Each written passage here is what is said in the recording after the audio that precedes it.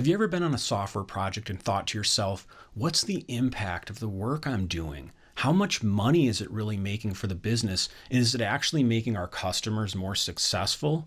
Well, stay tuned, because today we're going to talk about how impact mapping can help you be in a better position to ask for raises and promotions and steer the company in the right direction right after this.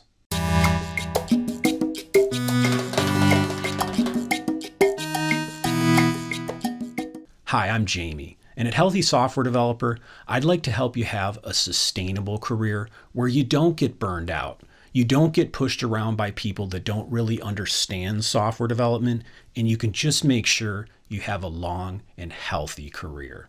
I once worked with a software developer that made his company over $3 million in 1 year, and at the end of that year, when he got his performance review, he was only given a 2% raise in his salary.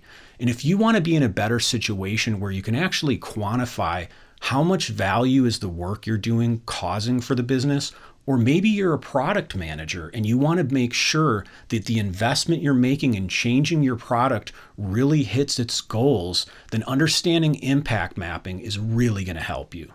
I talked about a business model canvas in my prior video, which is a visual diagram with 9 sections that all approach the business from different angles, and how any work a software development team does to try to impact a product should be looked at through the lens of one of these sections. Before we start impact mapping to help you figure out what is the impact of the work that we're doing, we have to pick one section in the business model canvas and set a goal. In this example, we'll pick the revenue streams section, which is really all about how does this software product or service make money for the company. And an example goal in a company that sells its product using a subscription could be to increase the subscription revenue by 20%. Another example might be if we targeted the channels section of the business model canvas, which is really all about what are the different distribution channels or ways that we could potentially reach customers. And if your product, for example, had 500,000 people out there that might buy the product, but you're only actually serving 50,000 of them, one goal could be to reach 15% more of that total market. And finally, the value proposition section of the business model canvas, which is really about the theory the company has about why the customers would pay for the core product, not its bells and whistles. And one example of a goal there might be, let's say you were selling a mobile app or possibly a video game. You could actually set a goal. We'd like to reach a 4-star rating on the App Store. And this would be more a goal around customer satisfaction. But the important thing about all these goals is you need to actually have a measurable, quantifiable fact that tells you when the goal is reached. Statements like we'd like to increase profit or reduce costs or improve customer satisfaction don't cut it here when we're impact mapping. We need to have a number that when reached, we can say to everyone, we're successful. So once you've picked a goal to try to achieve, what's the next step? Well, eventually we want to produce what's called an effort hypothesis. And this is a statement that comes in a sentence that you replace variables in that gives you a great way of communicating the goal and what the company's trying to do across everybody in the organization. So if anybody needs to ask the question, why am I doing this work? What is it going to actually result in? And how do we know when we're successful? It answers these 3 questions. And the statement basically goes like this. We believe that some capability, whether it's in our product or our marketing channels or any aspect, again, of that business model canvas, will result in some outcome, something new in the product, some improvement to a capability, some better visibility with our customer. And we'll know when we've succeeded when some measurable signal is reached. And this is what I was just talking about, something that everybody can say, yes, this fact is now true. We've reached this outcome. The important thing about this statement, though, is it's a hypothesis. It's a theory. And you can note that by the first sentence, which says, we believe. This is an acknowledgement across the company that doing this work is not a guarantee. And this is very key to Agile and Lean philosophy, that when we invest in software development, there are no guarantees. There's no certainty. And that's going to have a big impact on how we budget, which I'll talk briefly about at the end of this video. The first step in impact mapping is we need to state our goal in a visual diagram.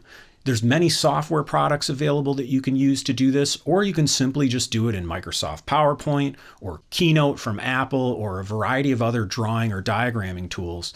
But once we pick a goal, and we only want to pick one, in this case, we're in that revenue section of the business model canvas, we want to increase subscription revenue by 20%.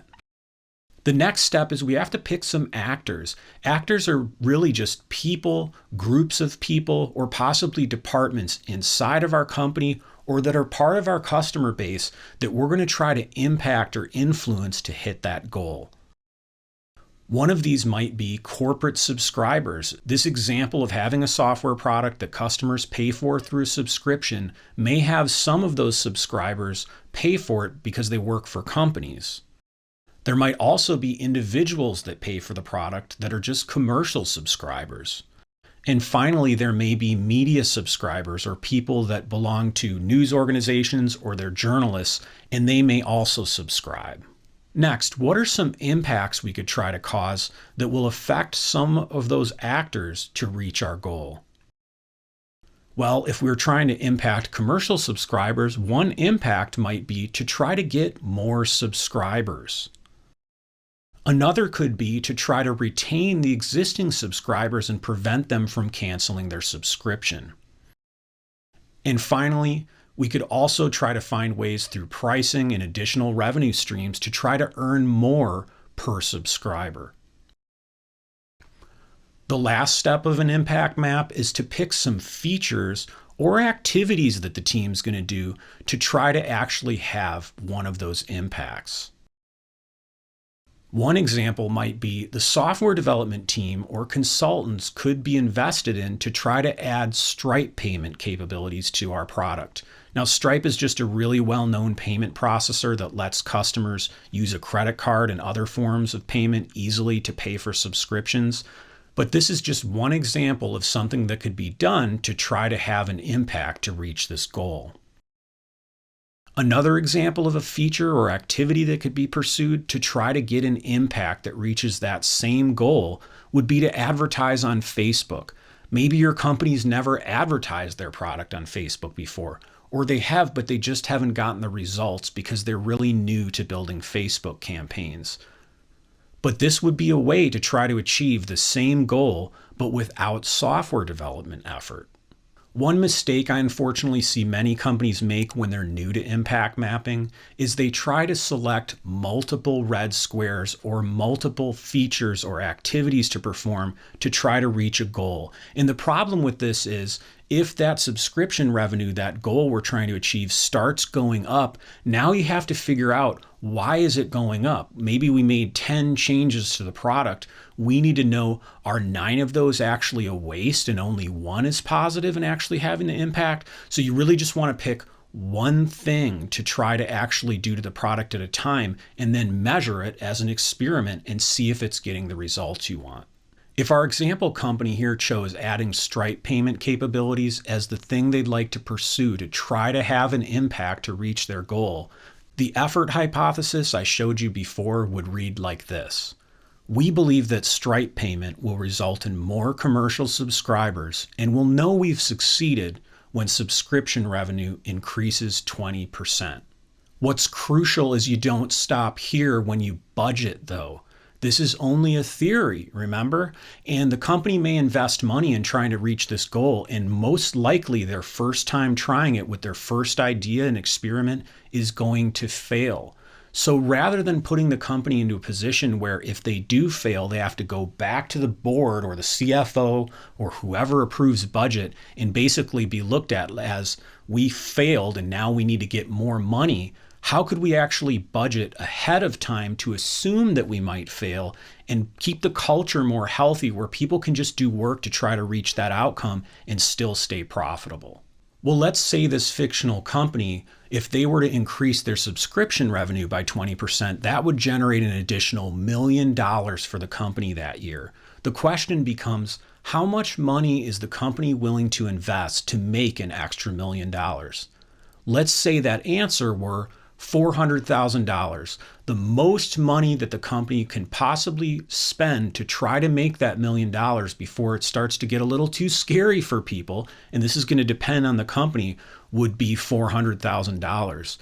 The critical thing to do here is not to spend all $400,000 on one thing, but rather to only spend a percentage, and in this case, as an example, maybe 20% of that $400,000 to do your first experiment to try to hit that subscription revenue goal. What's great is, let's say the team actually hits that revenue goal through their first experiment and investment. Now there's extra money available to reward people and invest in future growth. And if they don't succeed, they've got multiple other things they can then try and measure independently before the budget that's been allocated to try to hit that goal has all really been spent.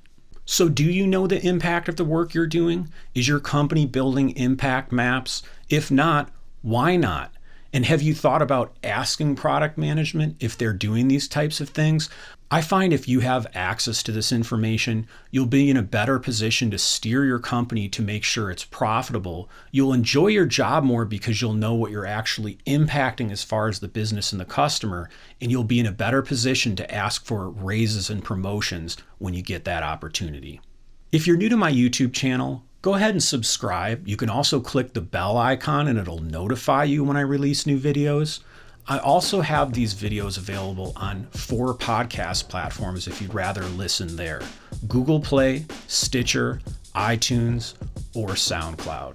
So until next time, thanks.